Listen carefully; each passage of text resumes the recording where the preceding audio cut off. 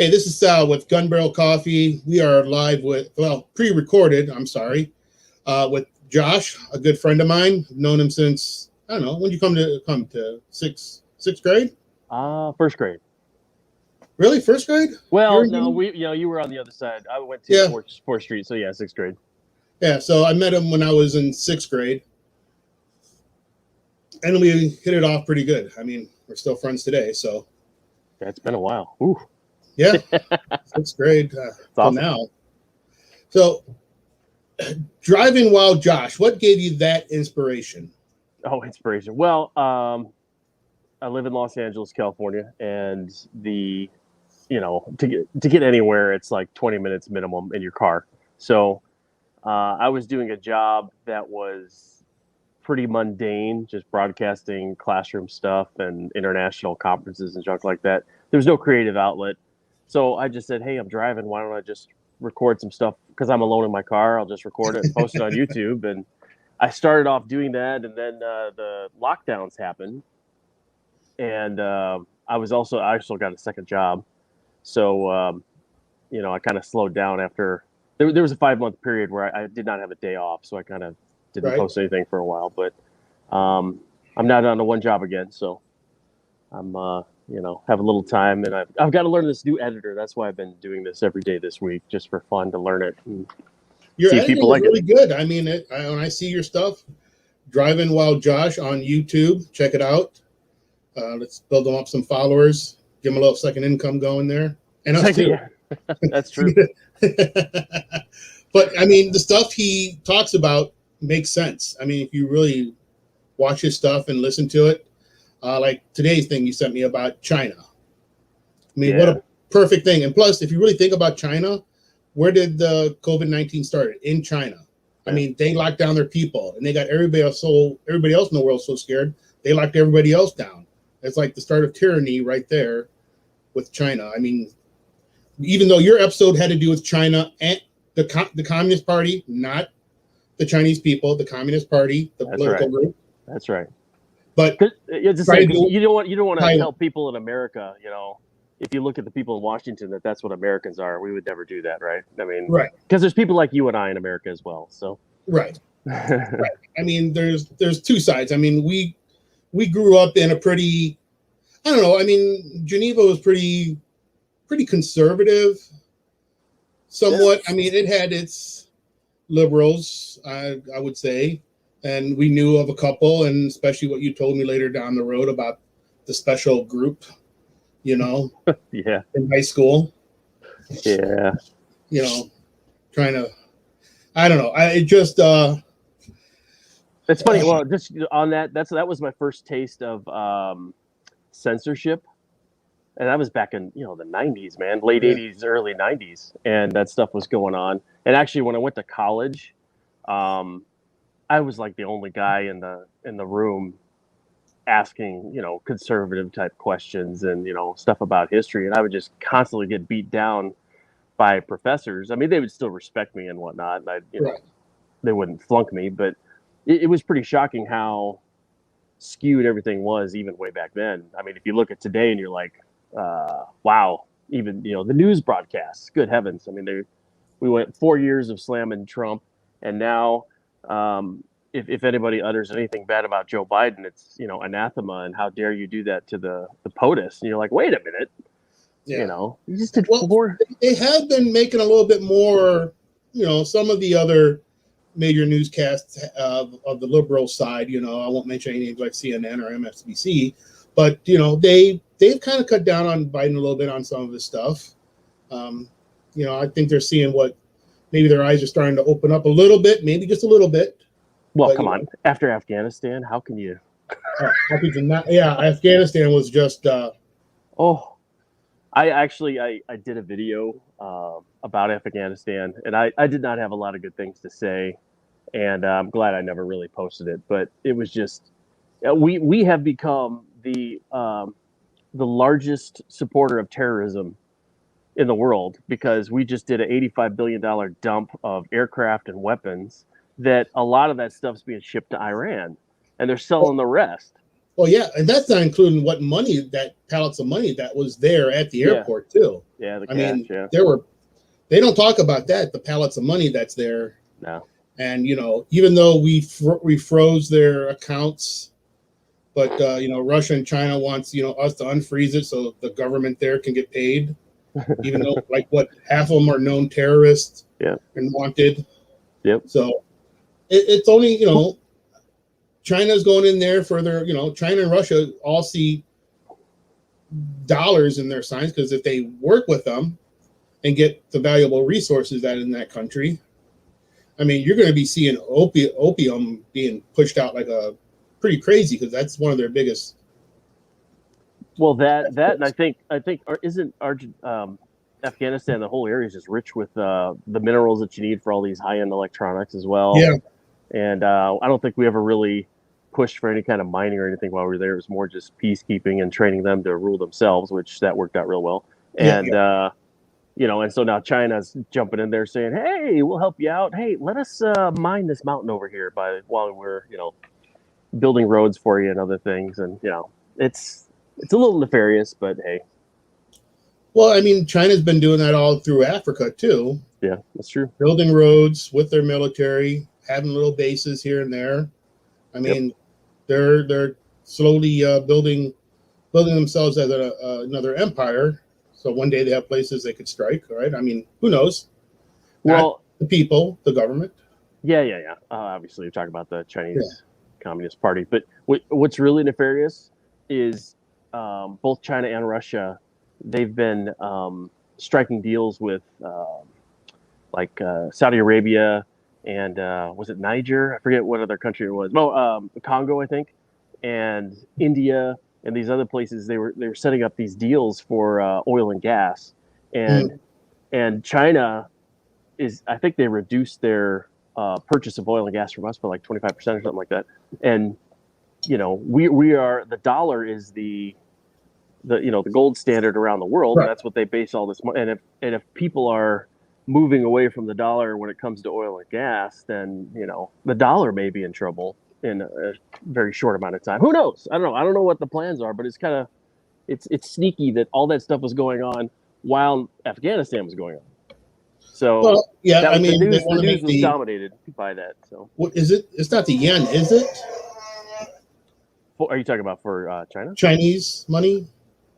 Well, yeah. I mean, there's the yen, but I don't know what the petrodollar will be if it remains the American dollar or whatever they use for the currency. But we're already seeing, at least a 1/4 devaluation, at least from what I've been reading, because they've discovered a big pocket, or they had a bunch of extra, so they're not buying anything. Plus, they're making deals with these other countries, and Biden just allowed that pipeline to go through.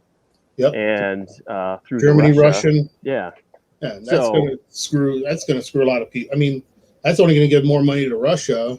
I mean, yep. But I thought Trump was a puppet of Russia. Yeah, I thought so too. I heard that somewhere. He was a puppet of Russia, Yeah. Maybe probably a puppet of China because he was weak. Yeah. Even though he showed no weakness towards them. No. Either one of those countries. He was trying to be nice. Yeah. I mean, you got to make deals with people. But, Biden just kind of lays down and let everybody kind of roll on him. I think so. Yeah. I mean, he can't take questions because he'll get too confused if he doesn't have his proper rest periods and stuff like that. Yeah, it's not good. We look very weak on the world stage currently, whereas just 2 years ago we had the biggest economy of everybody, and people in North Korea were standing down and not doing anything because we're snapping our fingers. But now it's a little different. It's amazing what short amount of time all this stuff turns around. Yeah, I mean, North Korea is already testing their rockets, and they haven't done a nuclear test, I don't think. Yeah, I don't know. I bet you they probably will before the end of Biden's term. Well, I'm just curious because you see what China is doing with Taiwan. They're doing their little sorties and pokes and everything. How long until maybe North Korea tries to do the same with South? Doing little pokes and doing things that they shouldn't do just to see if we will react in the way that we should. Well, the only difference in South Korea is that we still got 30,000 troops there. Sure. and there's another, well, soon to be not. I think in Japan, I think most of the Marines are moving out of Japan and going to Guam. Really? Yeah, they're supposed to be moving out the Marine Corps out of there, out of Okinawa. I don't know if Elise is given up or too many Americans causing too many problems in Okinawa. That's probably it. You know what I mean? There's Yeah. probably a bunch of little, sorry, jarheads, but you know, cranberries going all over the place. Yeah. Yeah. Well, we have a bunch of troops still in Taiwan, though, don't we? I think not that I know of. We do training there, but we don't have a permanent base. Right. I thought I read that China was getting irritated that we had troops in Taiwan. I'll have to double check that, but yeah, I think because our troops were training the Taiwan Army, a lot of our special forces and other stuff over there training them how to use. You know, heck, we could be putting in a dome there for them. That'd be kind of awesome. Yeah, that would be the Iron Dome. It's worked so far. It has a pretty good percentage of stopping missiles. I mean, it's but China's not going to launch missiles at them because they want the stuff they have, the factories and all the infrastructure. They just want to take it over and bring it back into the motherland and have them be once again part of who they were. But the smarter thing to do against throwing a war is put a blockade. Yeah. Because if you bring troops in, there's going to be fighting. There's going to be artillery. There's going to be explosions. Places are going to get damaged. There's artillery. Artillery doesn't care what it hits. That's true. So, but the Chinese Navy is not that big. They have a lot of ships, but they're mostly coastal. Don't they only have like 2 aircraft carriers or something like that? We have close to 20, and I think they have like 2 or 3. Something like that. I think 2, but they're still not very good. They're the old French aircraft carriers that France sold them. And the deal with America giving nuclear subs to Australia, which the French wanted to sell them diesel. Right. It's going to be something. Right. Yeah, we'll see what happens. He must have forgotten the deals that he thought he was going to make. Maybe going on. Exactly. So, you plan on putting more Driving Wild Josh? Once a week, maybe, or? Yeah. Well, all right. When I originally did it, I was 2 weeks ahead of the release schedule. I had a couple weeks already done and edited and ready to go. The plan was just do like Tuesday, Thursday type stuff and just kind of maintain that. And it was easy to do because I'm already driving to work, Right. And, now it's a little different, but I think I may try to do like a twice a week kind of thing. Now that I've got my little, from shooting to posting, it's close to an hour now, I think, for me. So I'm trying to get it down to like 45 minutes and, just make it fast. Has Honda given you any incentives? Mentioning them? Your mobile Civic Studio. I've got to actually make another. I don't know if I did one that actually got posted because I wanted to make sure in the future, if anybody actually sees these, that Honda doesn't, try to sue me for saying that. And I'm like, wait, no. All I'm saying is I'm driving in a Honda Civic while I'm recording this. That's all I mean. It's not Honda's not supporting me. They don't support anything I'm saying. It's just a joke, kind of a tagline. But I doubt I'll get any money from Honda for anything that I've said, at least. So you never know. The future is still open and bright. Hopefully. Oh yeah. Well, as long as they don't. If you look at what happened with the whole Facebook censorship stuff, oh my goodness. I'm not going to do a video on that because that'll get tagged. But talk about a setup, and that it's just I don't know how it is back where you are, but here in LA, it's a little tough because there aren't as many like-minded people to talk to about stuff out here in Los Angeles. So it's pretty obvious what they were trying to do with their whole censorship talk, but other people are like, oh no, it's good because it'll help make truth. I'm like, truth? What? Yeah. Well, you really have to. I mean, I still remember you saying like 4 or 5 years ago that when you did you had to go to a party that was a secret party for you to enter, right? Didn't know probably till the day of, and had to go there. And it's kind of sad that conservatives have to do a lot of stuff in secret in that area to be seen, because a lot of, I mean, I can't remember which actor it was, but said that everybody who is not vaccinated should be put on an island and left there. Oh, wonderful. So I'm thinking to myself, well, wait a second. If I already caught it, who am I? I'm more vaccinated than you are, because my antibodies are natural, not made up by humans. Right. So technically, I'm more vaccinated, or more. I don't know what's the word I'm trying to look for. More healthier than you are, than a vaccinated person. Yeah, you've got natural antibodies. Yeah, natural antibodies. Yeah. And even though they said people who've gotten the natural antibodies and taken the shots, it actually lowers their antibodies too. It was a weird study. I can't remember, it was a study from Israel or something. Yeah, the whole thing is a little fishy. But when you have a 99.7% survival rate, I don't find it a pandemic. No. The black plague, the 1919, even the 1968 Hong Kong flu that was considered a pandemic. We still had troops fighting in Vietnam and partying in Woodstock and stuff like that. Yep. Nobody was wearing a mask. It came, it went, it's gone, and it became another flu shot for who knows what variants. Right. This is going to be another flu shot down the road. When it happens, because I'm not trusting the RNA shot. It could be really safe.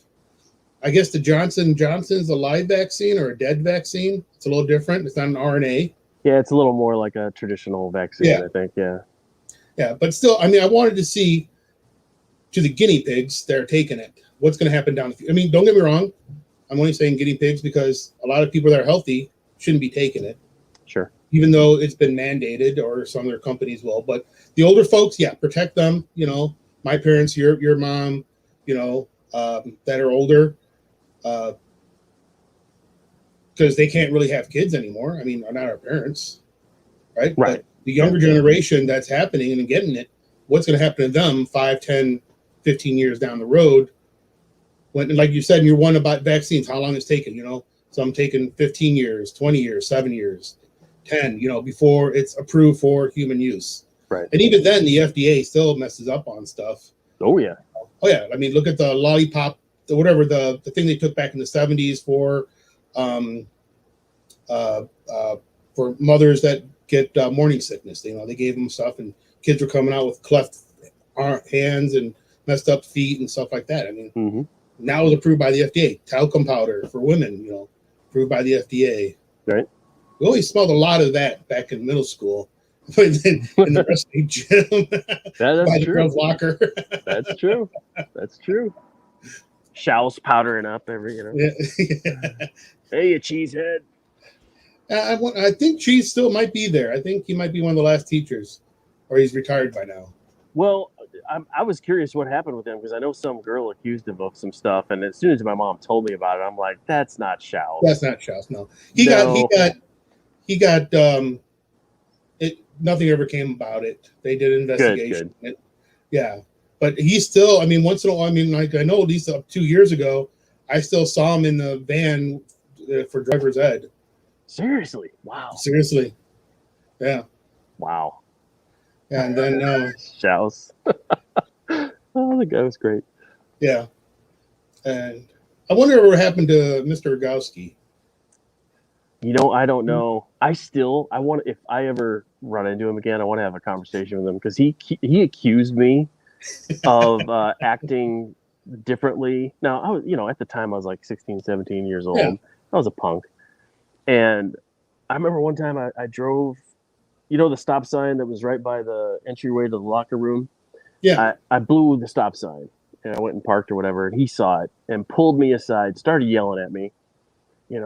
How dare you blow the stop sign? When I'm right there, disrespectful. And he's like, your dad, you weren't this way until your dad was on the school board. And I'm like, what? My dad doesn't talk anything about the school board. I have no influence on him. What are you talking about? He just got in my face. He's like yelling at me. And I'm just like, oh, yeah, I'm sorry, sir. I just blew the stop sign off because I'm a 16-year-old punk. What do you want? Yeah. So I always thought that was funny. And I wanted to talk to him now. I was like, sir, I swear to you, I was just, showing off in the Jeep. I don't even know who I was with. But anyway, Murkowski. Oh, boy. Those are the days. Yeah, we got, it's been, who else? Burke. No, Burger. I saw him a couple years ago. Okay. At the Myers, and he still looked the same. For real? Does not age. He might now. It's been probably 5 years, but yeah. I mean, he was old when we got to school. And, yeah. I mean, he was my uncle's teacher back when he started high school back in 68 or 67. Wow. Yeah. That's crazy. It is funny if you see some of these teachers or just people you grew up with that are just locked in time almost. It's kind of crazy. Yeah. And then you see some of the guys in our class. Like I've seen, on Facebook, I see guys post pictures occasionally. I'm like, whoa, dude, what happened? Not that I'm one to talk. Oh, yeah. I mean, we've all gotten much older. I mean, shoot. I mean, since having kids, it just became. Phone is ringing. Pick up your phone. But yeah, I mean, well, I don't know. School was 100 years ago. It seems like. Oh, I know. We just had 30 year. Yeah, I'm sad I didn't make it. It looked like a real small crowd showed up too. I was going to do it. I was going to go there, but we had a show I had to do, and so there's no way I could do, come from the show, working all day and going to that thing, and listen to a bunch of people smiling and. I mean, you know what? I could say since I've been out of school. We both played football. You did wrestling too. Yeah. And track. Mm-hmm. And even today, I'm, football really does not get me excited at all anymore like it used to. I don't know. I mean, maybe because of being in the military, I watch the Bears, but other games, I'm not that big about anymore. Well, I do love football. Yeah, no, I still love the game. It's just they politicized it so much with a lot of junk. That's probably another reason. Kind of like, come on, let's just, let's talk about whether it's pass interference or not. Let's not, talk about if it's a racial call or not. It's just, yeah. I like the chewy sound, man. That's good. Yeah. Yeah. So, but yeah, I mean, I don't know. I mean, I will say there's probably a few people that are friends from high school. I'm not going to really say friends, acquaintances. Mm-hmm.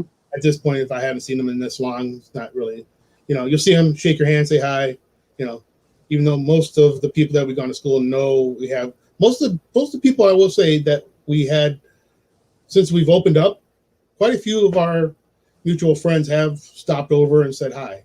I mean, 2 weeks ago, Danielle stopped by. Wonderful. And what the hell's his name? I can't even think right now. I'm getting to the point. Oh, yeah. Schaefer. Yeah. He stops in. I'm starting to get to the point where I'm glad Facebook has people's names sometimes when they post because I'm like, so and so. I'm like, oh yeah, that guy. Yeah. We had. It's like today I was calling Olivia Gracie and Gracie Olivia, and I was just thinking of the Bill Cosby thing, like. Damn it in hell, Yeah. Like, I know your name. Well, my mom does that to my brother and I still, especially when it gets frustrated. It's funny when she gets frustrated. She's like, she switches it. So if I do something, well, not that happens a lot anymore, but she'll be like, Ben, Josh. And with him, he'll say, Ben. And it's every time. It's just hilarious. Is your brother still living out in Arizona? Oh, he's in Oklahoma. Oklahoma, that's right. Yeah, That's right. skydiving out there, and he's running the family farm right now. So Up in Michigan. no, well, Or the my mom's just renting out that farmland up there, and then Okay. but my brother's actually running the acreage down in Oklahoma. So Huh. hopefully making some money, but it's getting tough. So Were they grow stuff over there? Or? well, yeah, I mean, what we tried to get into CBD growth, Uh-huh. and because so the idea was Oklahoma just opened up, and you get in on the first floor, get Right. your stuff going, and then you can make a ton of money per acreage as compared to soybeans and corn, right? Right.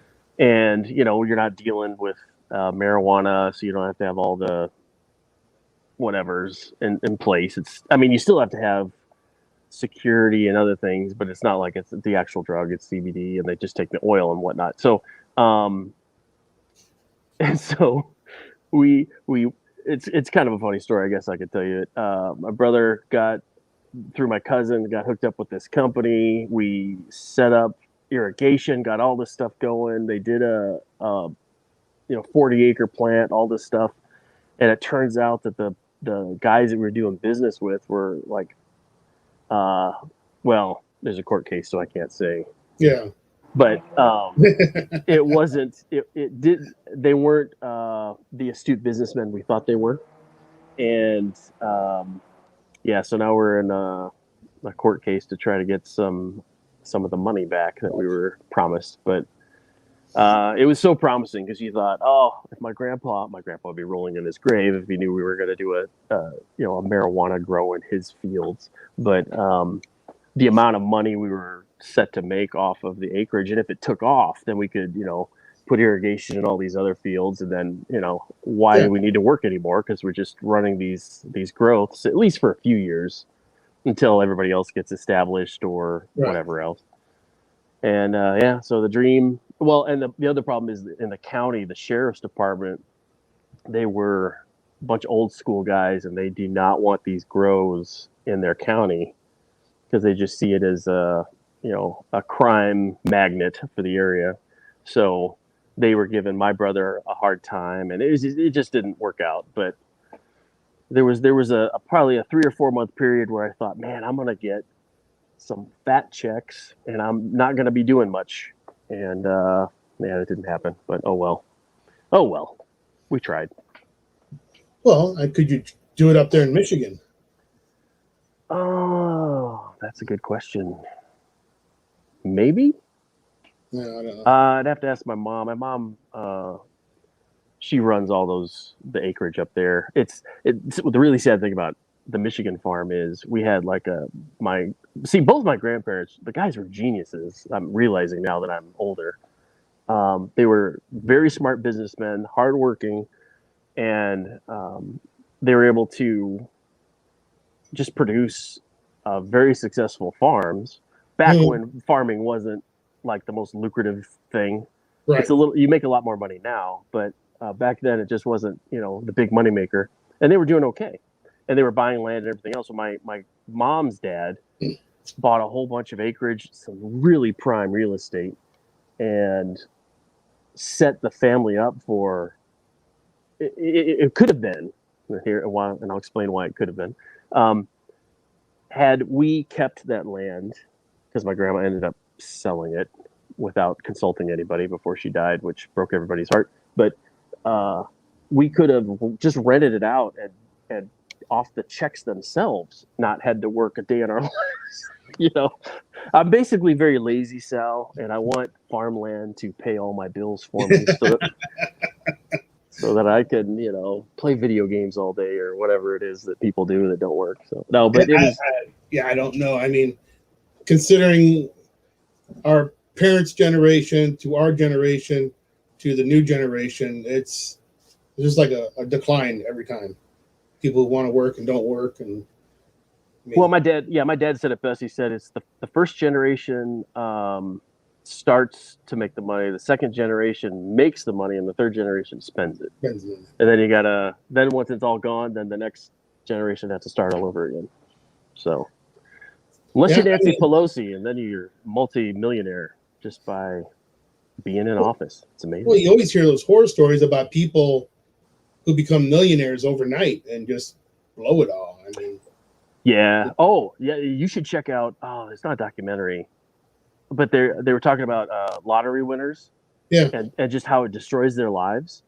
And because people think, oh, if I have just this amount of money, my life's gonna be better. And it's like 95% of the people that win the lottery are just it either ruins them or they've blown it all in 2 or 3 years, or it's fascinating I to. just, I mean, I just can't see how you could, if you won even 100 million.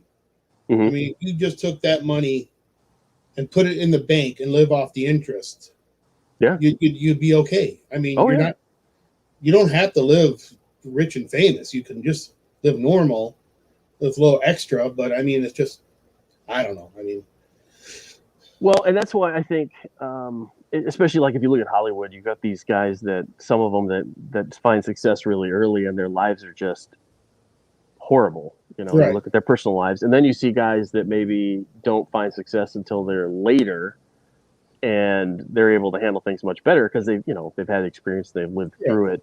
And I'm at the point, like, if somebody offered me a $200 million movie deal, I'd be like, oh, okay, yeah, great, sure, all right, and maybe some things would change.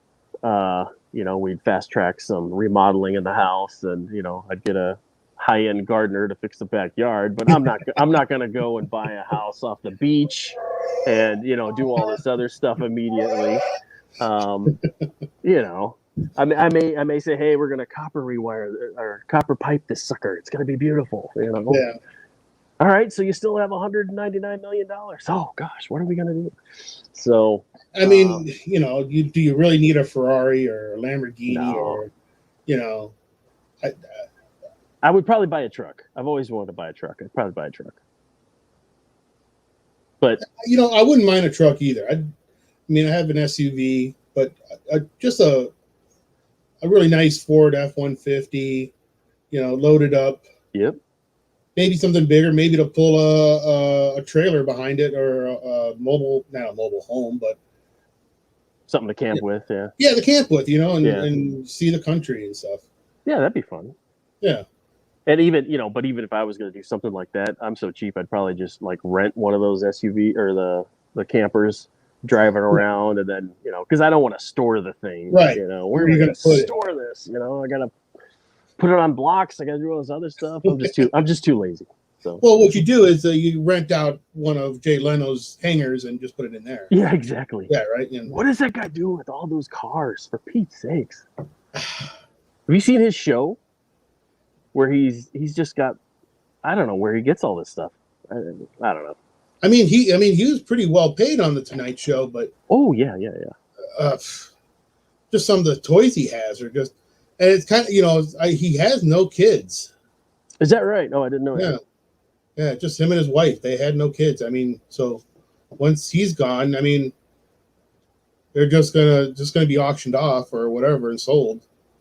Yeah, that's the other thing. It's like I was watching this one guy talking about retirement and how this old couple was buying all this antique furniture for their children and grandchildren for when they're gone. It was like their retirement package, and the investment guy's like, what are they going to do with this? All they're going to do is turn around and sell this junk, and they're probably not going to get what you think they're going to get for it. Yeah. Why don't you take that money, invest it in something that they can use later in life instead of collecting a million things. I don't know. Are you at the point where I'm at the point where I just want to get rid of everything? Like I look at my garage. I'm like, why do we have this junk? I'm at the point where, because the house I live in is not a very big house. It's one car garage. I wouldn't mind buying a bigger home with a 3-car garage. But the thing is, I really like the area I live in. And plus, if I want to walk out in my backyard, I got no neighbors behind me. It's just the park right back there. Right. It's just really hard. And plus, I mean, the house is easier to clean when it's small. That's true. I always wanted to do was buy the house next door or one of them and just make a big giant house right there. Just tear everything apart, make another. So Would they let you do that? I mean, would you have to get it all zoned or anything? Or? I probably have. I don't know. I'd have to talk to the city. You know, just do it underground, man. Just tunnel underneath, come and out then, on the other. Well, then I would want like a castle, right? So you can open up and you have a nice crow's nest. So if you need to pick off people, big security fence around. That's what That's actually what they do here, and everybody hates it. So like they call them Persian palaces, and so they come in and people just buy these old little houses on these lots, tear them down, and then just build these monstrosities that fill up every ounce of the acreage that's legally able to be covered. Right. And it matches nothing else in the neighborhood, and everybody gets so mad. You've got this 2-story thing with this gaudy balcony all the way around and this gated fence that you drive in, and then the guy next door has a little 2-car garage and a 2 windows. It's like a little 2-bedroom, 2-bath, and then you've got this palace right next to it. And what's the average home going over there now? Well, it depends where you're at. I mean, I don't think you can get anything decently out here for at least $500,000. That would be like maybe 2-bedroom, 1-bath. 3-bedroom, 1-bath. Yeah. It's silly. It's really silly. Now, what's really good is the people that bought in the 60s and 70s that have lived here and now they're in retirement age. They're selling their places for, $750,000, and then they're going to Tennessee or Oklahoma or Texas, wherever, and buying literally mansions, for $300,000, and it's insane. Like my cousin, when she got married, her and her husband at the time, I think they were on 1/2-acre lot. They built this. Let's see, it was 1, 2, 3, 4-bedroom, 3.5 bath, 4-car garage, Olympic-sized swimming pool, massive hot tub, huge backyard. Built the whole thing for $400,000, and you're just like, what? This massive house. Oh yeah, my parents, when they lived in California, when they moved there in '93, built their home. I think it costed them $150,000 to build. Really, that was a nice place too. Yeah, but I mean, it's out there in the valley. Yeah, it was north, but yeah. Yeah, but I mean, when they sold it, I mean, they got a nice. They could pay off the house they got in Iowa. So, man, that's just I'm always on the wrong end of that when it comes to properties. My dad was always on the right end. So when they moved out to Connecticut for a little while, when he was doing stuff at the FASB, bought this condo for I don't know how much, and then by the time he was ready to leave, almost 10 years later, he sold it and of course made a killing. I mean, the same thing happened when they were in Oklahoma, when they moved to Chicago, and then when they moved across town. It was just it's just disgusting. And then I buy some investment homes, and I bought them in 2007, and then the crash of 2008. So I had about 6 months of profit on my housing before everything bottomed out, and I had to. It's just I don't have my father's touch, so oh well. Yeah. It happens. I mean, I don't know. I don't. I mean, for one thing, I don't have my parents' touch for gardening. Oh yeah. They can put a garden in and they can make stuff grow. I put it in. It's like, dang, what's going on here? It's nothing. Look really good, and when it starts producing, I don't get much of anything. Is your wife into that stuff, gardening or anything? She is. Our first year doing the gardening 10 years ago, we had a great crop, but our backyard's not that great. It's really clay. Wow. So things you really got, as she says, we need to put more dirt in there. And I'm like, don't worry about it. I'll just rototill it and throw some manure on there and see if it grows. Wait, are you still across the street from your parents' old house? Yeah. See, all you gotta do is just go over there and use that backyard, because that was the prime growing area. The neighbor that lives over there does it. I mean, he's got. Oh, really? Yeah. The gardening's over there. I always look at that house. It's always nice because you see the fireplace. You're like, huh? I wish I had the fireplace because I had 2 fireplaces. So Oh, that's that's something. right. Yeah. So, Dude, your mom, man, oof, she could cook. You go in that backyard, there was like, tomatoes, everything. Oh man. oh yeah, there was. Yeah, your Yeah, mom. she still cooks. I mean, when we're there, she's cooking from morning to night. I mean, it's always nonstop something she's always making. Man. Oh, I It's miss just like that. there's only 6 of us here. I mean, you don't have to cook that much.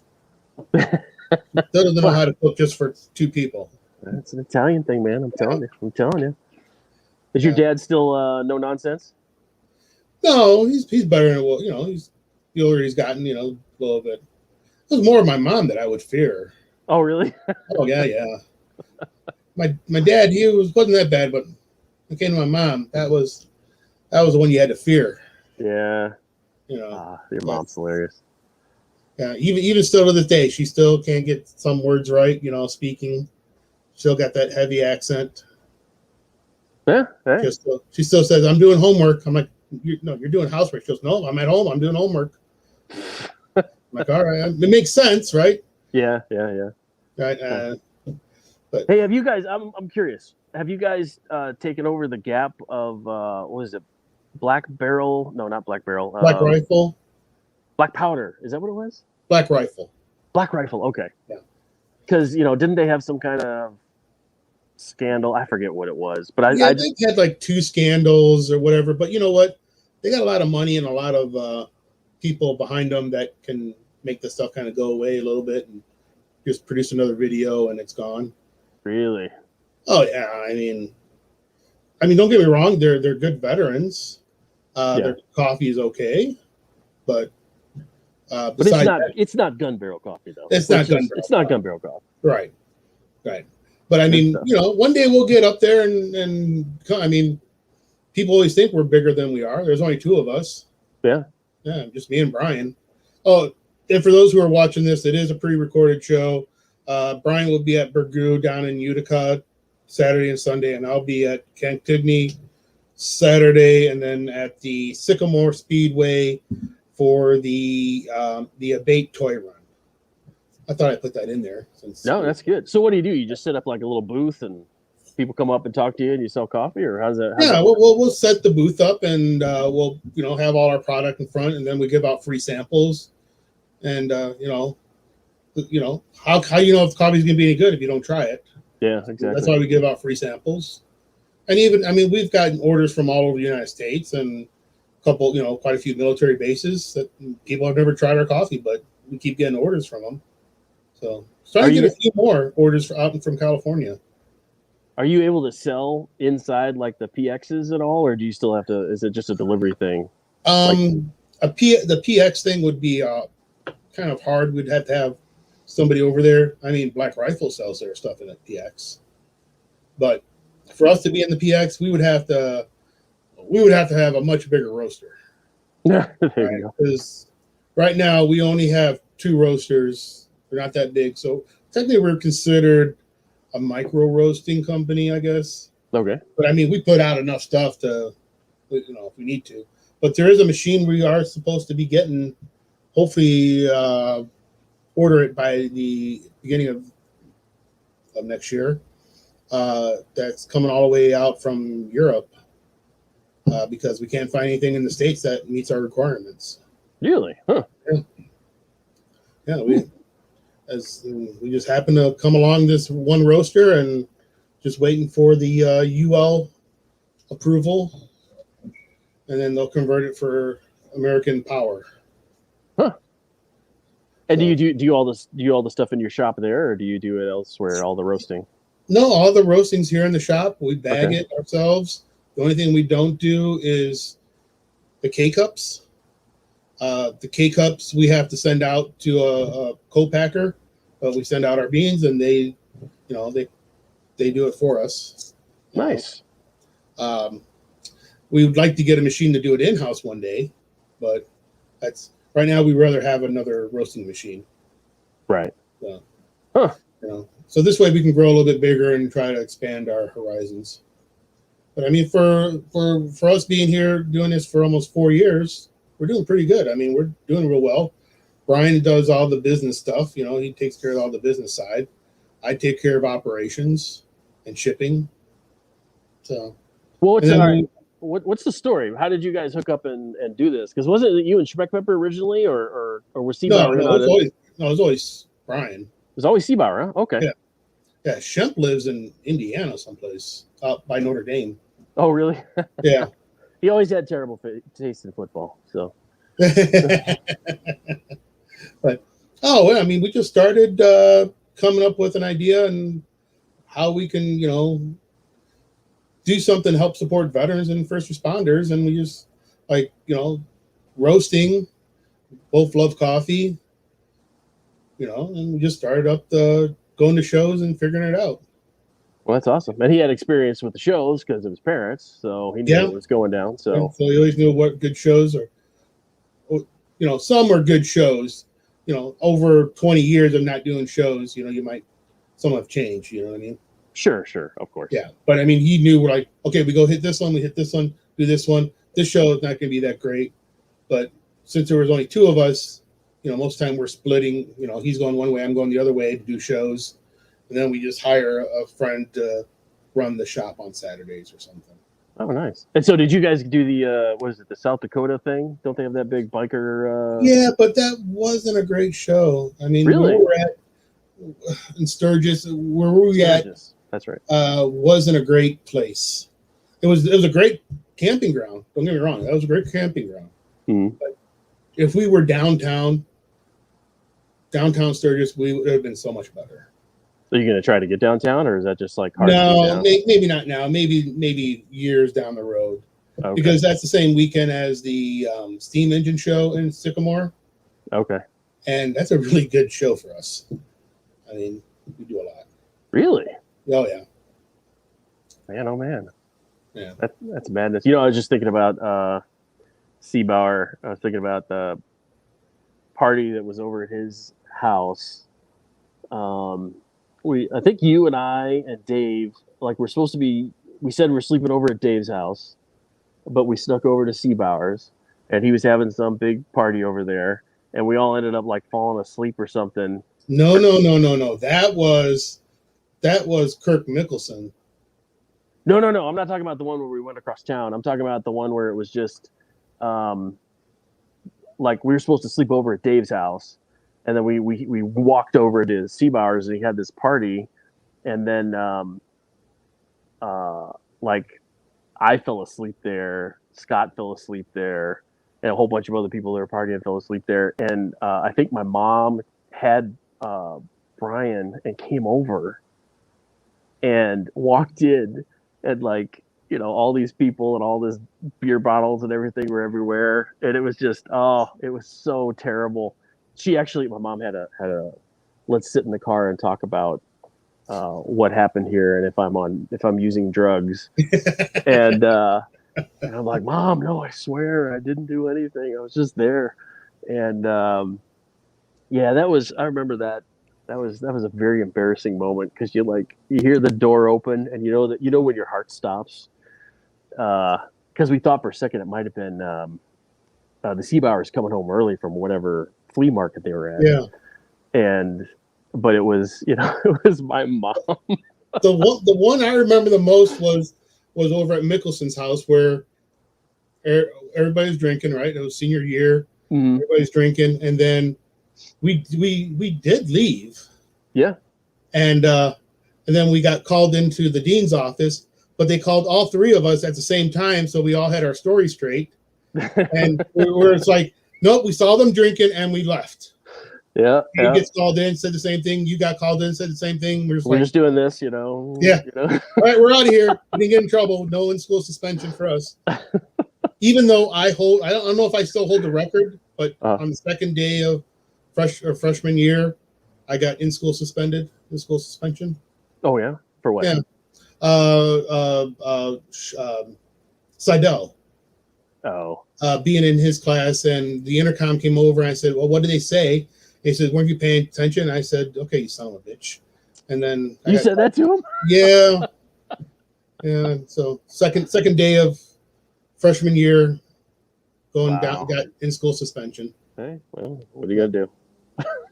But I got to meet Dwayne, and I got to hang out with Dwayne and Eric White. Mm-hmm. So, Man, oh but, man. hey, let me get going here. Okay. It's good talking to you. We'll do this again, hopefully in the future, because I think this, Sure. especially when we do it on a Saturday live, and we can take questions and stuff like that. But I said this is pre-recorded, so this will be out on Saturday. I just got to figure out how to do it. Well, I hope And it there's works out. no editing. All right, so hey guys, go to Josh's YouTube. Tell him how. Oh, all right, go to Josh's YouTube, Driving While Josh, and check it out. Really good stuff. All right, hey, have a great day. Keep your head on a swivel. Peace.